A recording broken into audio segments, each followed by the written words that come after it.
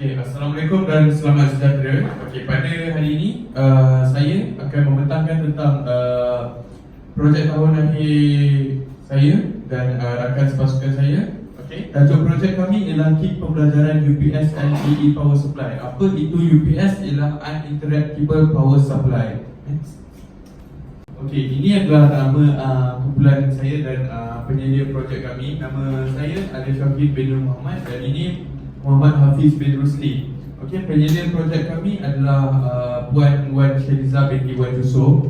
Pada mulanya kami penyedia projek kami ialah Cikgu Fatin, tetapi kita tukar penyedia pada saat akhir. Jadi next.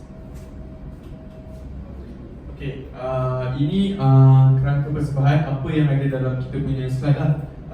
Slide yang pertama, pengenalan diikuti dengan latar belakang kajian, penyataan masalah, objektif, kepentingan kajian, metodologi, perancangan kerja, proses kerja, kos projek kami, dapatan kajian dan analisis, kemudian pengenalan kepada dapatan kajian dan analisis, senarai alatan yang kami gunakan, kaedah pengujian kami, keselamatan, cara keselamatan kami, perbincangan cadangan dan kesimpulan, dan juga rumusan. Next. Okay. Hello, nama saya Muhammad Hafiz. Okay, di sini kita memperkenalkan kenalan projek, iaitu next. Okey, dalam projek kita orang adalah projek yang kami pilih adalah berkenaan dengan UPS. Okey, sebab apa kita orang ambil UPS? Sebab benda dia kita orang senang nak buat, dan tapi kos dia agak mahal. Okey, dia merupakan satu peralatan yang berfungsi untuk memastikan bekalan listrik dapat disalurkan kepada satu pemasangan listrik secara berterusan tanpa henti. Dia macam power bank. Dia bila bekalan satu nasri listrik, dia akan cover satu nasri itu dalam selama 10 minit ataupun 20 minit, 30 minit sebelum generator beroperasi. Okey. Latar belakang kajian. Okey, kita orang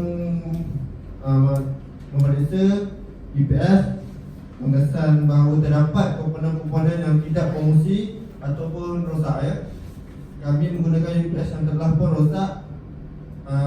Kami telah guna UPS yang telah rosak untuk membuat satu kit pembelajaran untuk budak-budak KB ya, supaya mereka dapat belajar lebih dalam apa itu UPS.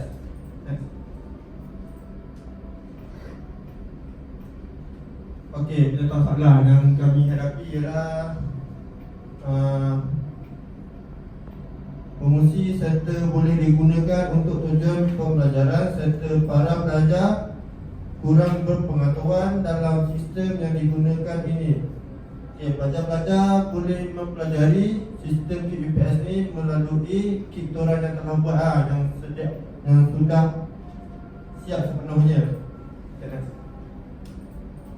Objektif kajian bagi kita orang adalah membentuk dan mengubah UPS sistem, menghasilkan UPS sistem yang efisien dan berfungsi, menyediakan UPS sistem mudah alih supaya mudah bergerak ke mana saja. Sebab orang telah dah buat roda dekat UPS tu, menyediakan UPS sistem tanpa tersalur. Dia memudahkan budak-budak tengok wiring-wiring yang ada di dalam UPS tu macam mana orang sambungkan. Kepentingan kajian. Okey, kepentingan kajian orang buat untuk menguatkan kefahaman pelajar ketika melakukan kerja-kerja amali. So bila pelajar membuat amali, tak ada orang buat teori saja. Sebab orang ada kit UPS untuk pelajar membuat amali sekali. Okey. Dan cikgu-cikgu boleh menguji dan menilai pelajar-pelajar tentang UPS sistem.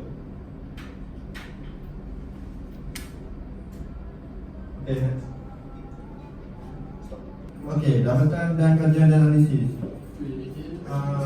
Bab ini menerangkan tentang semua data yang diperoleh daripada hasil uji kaji yang telah dilakukan.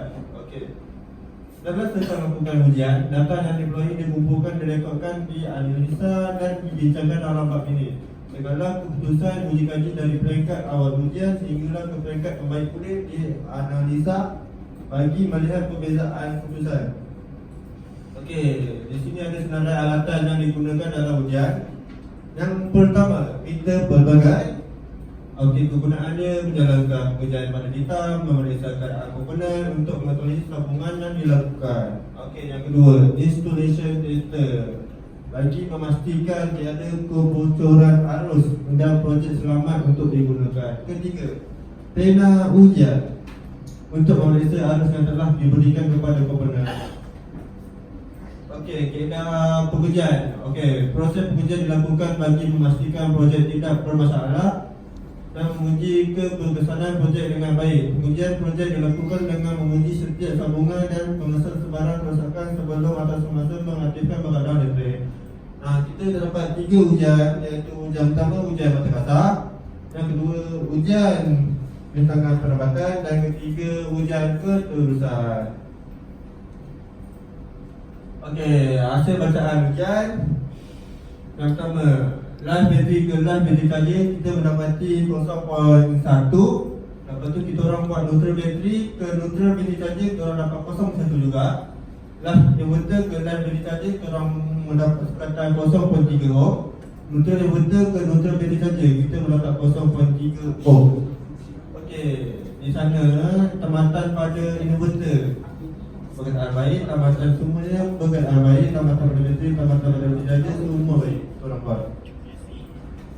Okey, pengujian apa ni? Neutral dan live 0.5 mega ohm, live dan earth, dan neutral dan earth 0.5 mega ohm.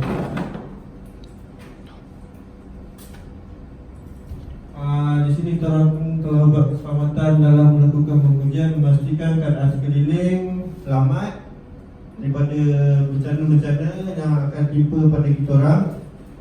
Yang kedua, melakukan pengujian di bawah pengawasan orang komputer, iaitu bapa saya, Rosli, dan menggunakan penyambung yang mempunyai penutup PVC supaya dia ternampak tersusun, teratur dan kemas.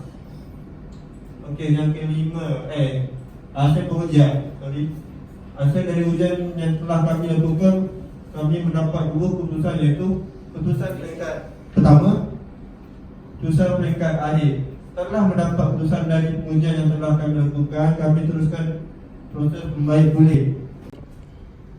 Okey, untuk metodologi.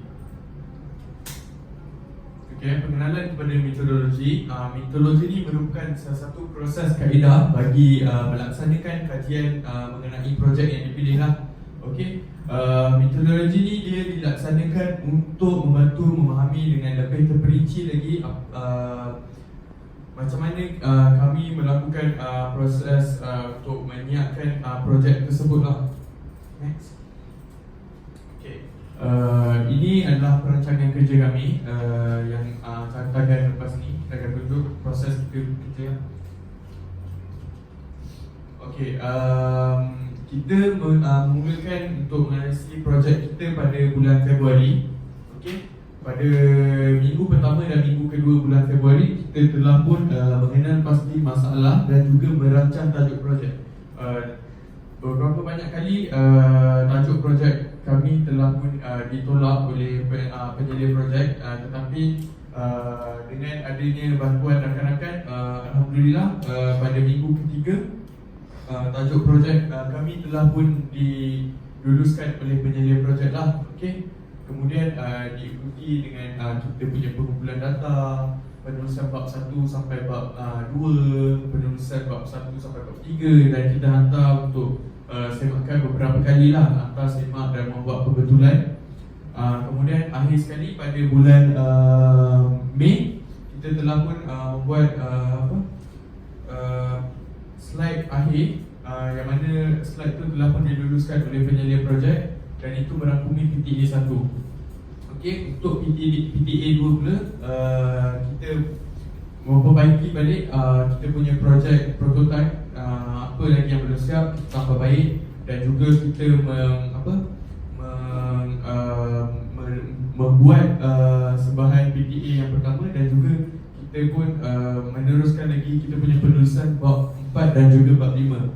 Selain itu kita juga membuat pembetulan bab 4 dan bab 5 setelah lebih daripada 3 kali ditolak oleh pada penyedia projek. Jadi alhamdulillah kerja-kerja untuk menyiapkan projek ini dimudahkan. Dan kita pun telah membuat slide PowerPoint untuk PTA 2 ni pada bulan 8, pada minggu lepas. Jadi dan kita dapat menghantar projek sebelum tarikh yang ditetapkan lah. Okey, ini adalah proses kerja yang kami buat lah. Okay. Pada mulanya seperti anda dapat lihat, ini macam tadi lah dekat pengenalan projek pula. Kita menggunakan, ini kalau anda dapat lihat, ini adalah kit, ini adalah set UPS, bukan kit set UPS yang telah merosak. Apa yang rosak? Bateri charger dia rosak. Jadi kita tak dapat ambil bateri charger tu lah untuk dijadikan kit pembelajaran. Tapi kita mengulangkan dia punya sistem yang sama. Okay. Kalau anda dapat lihat dekat situ, kita ada bateri yang kita gunakan. Ini ELCB yang kita pakai. Ini pula kita punya apa nama ni, soket yang kita pakai. Dan ini adalah kerja-kerja menyiapkan modul lah. Okay, ini kalau anda dapat lihat, ini adalah bateri charger asal yang kita dapat. Ini adalah bateri charger asal yang kita dapat. Okay, tapi malangnya bateri charger tersebut tidak dapat digunakan dengan sebaik mungkin sebab dia merupakan bateri charger yang telah rosak. Okay, jadi ini adalah proses-proses mengukur tapak kita punya ni tapak projek. Ini pula soket ada keluar 12 ampere. Dan anda dapat ini rakan sepasukan saya sedang menyembur untuk mencantikkan lagi tapak projek lah. Dan ini pula proses pemasangan bateri charger tersebut. Ini sebelum kita dapat kesan yang bateri charger ini rosak. Bila kita dah pasang, kemudian kita membuat ujian yang kita dapat tahu bateri charger dan juga inverter kita rosak. Bateri charger kita langsung tidak dapat digunakan. Itu adalah salah satu halangan-halangan yang kita lalui lah. Dan juga kita punya inverter ni last minute boleh meletup sebab kuasa kuasa dia terlebih. Dan kita pun telah order baru. Okey, kalau anda dapat lihat, ini adalah bateri charger yang baru yang kita dapat. Ini yang lama kita dah buat tukar bateri charger yang baru. Okey, ini pandangan atas kita punya apa projek daripada bateri charger yang baru dan juga inverter yang baru. Okey, kalau anda dapat lihat, ini adalah modul UPS untuk menyenangkan pesara-pesara untuk mengadakan PDP, proses pembelajaran dan pengajian. Dalam modul tersebut ada pros and cons dalam menggunakan dan mengendalikan UPS ini. Ada beberapa soalan dan juga apa yang boleh digunakan oleh UPS, apa yang tidak boleh dan sebagainya. Okay, ini adalah cost project kita. Okay, untuk inverter kita tukar satu dengan 230. Ini yang baru lah sebab yang lama tu meletup kita dapat sponsor oleh Bapa Hafiz. Kemudian ini bila dah meletup dia serik untuk sponsor lah. Jadi kita tukar baru, kita pakai duit sendiri. Kemudian roller ni untuk memudahkan prototype tersebut bergerak daripada bengkel pertama ke bengkel kedua untuk mengadakan proses pembelajaran lah. Kemudian bateri self-filling RM30 kali dengan kuantiti tersebut. Kabel ni kenapa tak ada harga seunit, sebab kita berterima kasih kepada pihak bengkel elektrik lah kerana telah menyediakan kabel 2.5 mm. Kemudian spray kertas A4 pun kita pakai yang sedia ada untuk membuat modul. Kemudian kabel case tu kalau anda dapat lihat tadi kita ada kat situ pun percuma juga sebab kita dapat daripada bengkel elektrik. Jadi kita amat senang lah sebab kita dapat daripada bengkel elektrik. Dan juga bateri charger kita dapat daripada pihak DBKL. Jadi jumlah yang kita kena pakai yang paling banyak kalau anda dapat lihat, kita keluarkan duit dekat inverter lah. Jadi jumlah kita adalah RM366 untuk projek ini. Okey, dapatan dan kajian dan analisis. Bab ini menerangkan tentang semua data yang diperoleh daripada hasil uji kaji yang telah dilakukan. Okey. Dalam tentang melakukan ujian, data yang dipelajari dikumpulkan, direkodkan, dianalisa dan dibincangkan dalam bab ini. Segala keputusan uji kaji dari peringkat awal ujian sehinggalah ke peringkat pembaik kuliah dianalisa bagi melihat perbezaan keputusan. Okey, di sini ada senarai alatan yang digunakan dalam ujian. Yang pertama, meter pelbagai. Okey, kegunaannya menjalankan pengujian pada hitam, memeriksa keadaan komponen untuk mengetahui sambungan yang dilakukan. Okey, yang kedua, installation tester.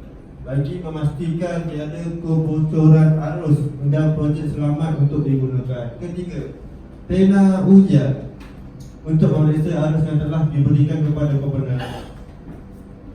Okey, kaedah pengujian. Okey, proses pengujian dilakukan bagi memastikan projek tidak bermasalah dan menguji keberkesanan projek dengan baik. Pengujian projek dilakukan dengan menguji setiap sambungan dan mengesan sebarang kerosakan sebelum atau semasa mengaktifkan berkadang listrik. Kita terdapat 3 ujian, iaitu ujian pertama ujian mata kasar, yang kedua ujian rintangan penambatan dan ketiga ujian keterusan. Okey, hasil bacaan ujian. Yang pertama, live battery ke live battery charging kita mendapati 0.1. Lepas tu kita orang buat neutral battery ke neutral battery charging, kita orang dapat 0.1 juga. Live inverter ke live battery charging, kita orang mendapat sekatan 0.3 ohm. Neutral inverter ke neutral battery charging, kita mendapat 0.3 ohm. Okey, di sana tamatan pada inverter berkaitan baik, tamatan semuanya berkaitan baik, tamatan pada bateri, tamatan pada bateri charging semua baik. Orang buat. Okey, pengujian apa ni? Neutral dan live 0.5 mega ohm, live dan earth, dan neutral dan earth 0.5 mega ohm.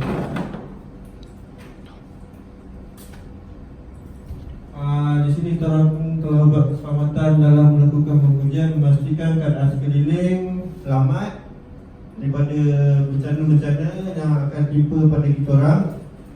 Yang kedua, melakukan pengujian di bawah pengawasan orang komputer, iaitu bapa saya, Rosli, dan menggunakan penyambung yang mempunyai penutup PVC supaya dia ternampak tersusun, teratur dan kemas. Okey, yang kelima, hasil pengujian. Hasil dari ujian yang telah kami lakukan, kami mendapat 2 keputusan, iaitu keputusan peringkat pertama, keputusan peringkat akhir. Setelah mendapat keputusan dari pengujian yang telah kami lakukan, kami teruskan proses pembaik pulih. Pembaik pulih adalah perbincangan, cadangan dan juga kesimpulan. Perbincangan iaitu suatu hasil cetusan idea kreatif daripada mereka, biasanya hasil daripada cetusan idea lah untuk menghasilkan sesuatu yang baru dan memudahkan kerja, ataupun kita boleh juga menginovasikan sesuatu yang lama. Dalam masa yang sama, apa yang penting iaitu kualiti juga tetap kita titik beratkan. Okey, cara dia adalah dengan berbincang dengan rakan-rakan dan juga pensyarah serta pihak GBTL sendiri untuk mendapatkan cetusan idea untuk terjadinya projek ini. Okay. Cadangan, kita rasa benda ini dah dapat lebih baik jika kita dapat menggunakan komponen memang betul-betul komponen yang lama bagi mengelakkan pembaziran. Sebagai contoh, kita boleh pakai komponen set UPS yang lama itu, iaitu inverter, untuk mengelakkan pembaziran. Tapi malam ni kita tak jumpa inverter kat dalam set tu lah. Dan juga kita perlu menambah sebuah kotak yang mana ia ditupi litar tersebut untuk meningkatkan lagi tahap keselamatan, dan juga kotak tersebut boleh dibuka dan ditutup untuk untuk kemudahan kepada para pelajar dan pensyarah lah. Okey, kesimpulan dekat sini. Kesimpulan ni kita akan menjawab persoalan yang berada di bab 1, iaitu sekarang kita punya bengkel telah pun ada sebuah kit pembelajaran UPS yang mana sebelum ni kita tak ada, dan para pelajar perlu mempelajari sendiri di media-media asing seperti di browser dan sebagainya. Jadi sekarang kita ada sebuah kit pembelajaran. Kemudian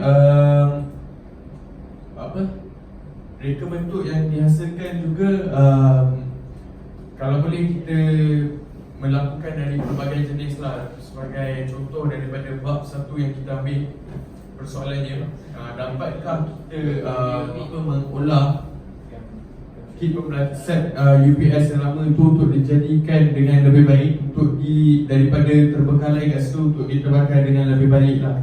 Okay, next. Okay, rumusan. Okay, apa yang kita dapat daripada sebagai seorang pengkaji dalam mengkaji projek yang kita telah lakukan ni, kita orang dapat secara tak langsung kita dapat mempelajari lebih dalam daripada orang lain tentang sistem UPS ni secara sendiri, sebab kita membuat kajian-kajian. Lepas tu kita dapat tahu betapa pentingnya kit pembelajaran UPS ni kepada pelajar dan juga orang awam, sebagai contoh di hospital. Dan juga kita dapat belajar untuk menyelesaikan masalah-masalah yang tiba.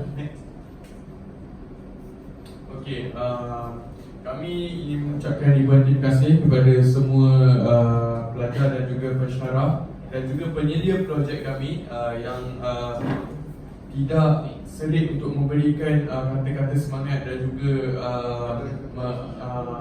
memberi nasihat dan sebagainya. Dan juga kami ingin berterima kasih kepada pihak keluarga yang terus memberi sokongan kepada kami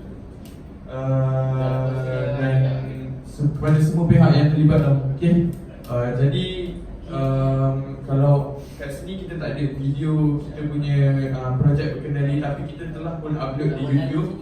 Anda boleh search saja projek PTA 2 PPSB 2019 bertajuk kit pembelajaran UPS, yang akan keluar video kendalian kita punya projek tu lah. Jadi itu sahaja dari kami. Sekian, terima kasih. Okey, sekarang kita adakan sesi soal jawab Q&A. Okey, Assalamualaikum. Nama saya Muhammad Aidil. Saya nak tanya, ada tak contoh UPS selain pada yang ni? Okey, terima kasih. Waalaikumsalam. Terima kasih di atas soalan yang diajukan. Okey, terdapat dua jenis, kita ada dua jenis lagi lah sistem UPS lah. Yang pertama iaitu rack mounted yang melekat di dinding.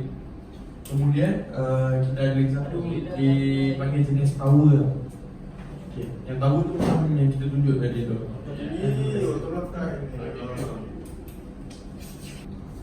Assalamualaikum warahmatullahi wabarakatuh. Saya ingin menanyakan satu soalan. Kau sempat kalau aku pergi Subang Berikan 4 beban sokongan yang terdapat pada UPS.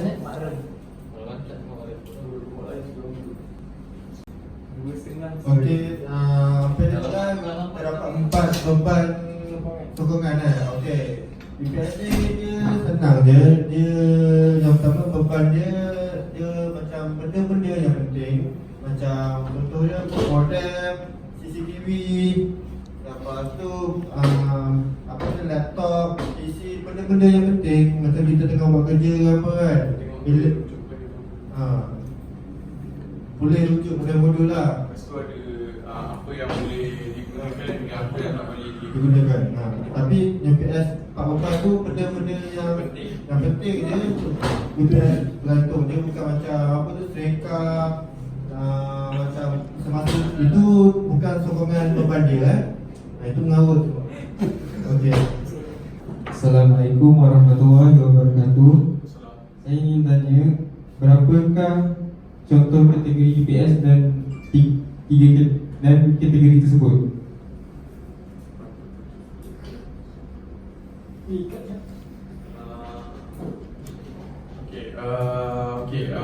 Yang pertama kita ada offline, lebih dikenali sebagai standby lah, standby UPS.